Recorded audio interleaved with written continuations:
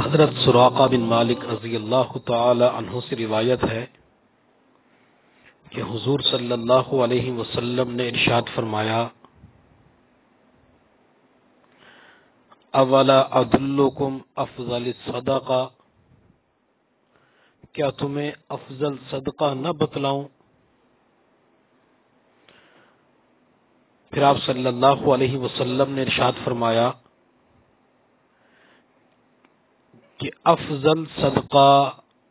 یہ ہے کہ تمہارے پاس کوئی لڑکی، بہن یا بیٹی واپس کر دی جائے تو ان پر خرچ کرنا افضل صدقہ ہے۔ اگر آپ کے علاوہ کوئی کمانے والا نہیں ہے،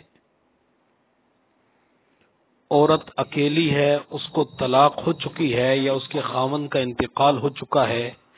وہ مطلقہ ہے یا بیوہ عورت ہے،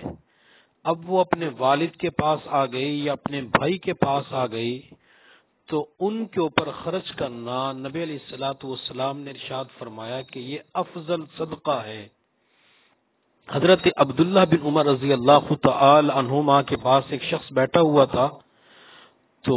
اس کی کئی لڑکیاں تھیں، تو اس شخص نے ان لڑکیوں کے مرنے کی تمنا کا اظہار کیا، تو حضرت عبداللہ بن عمر رضی اللہ تعالی عنہما نے فرمایا، او خدا کے بندے، کیا ان کو روزی تو دیتا ہے یا اللہ دیتا ہے؟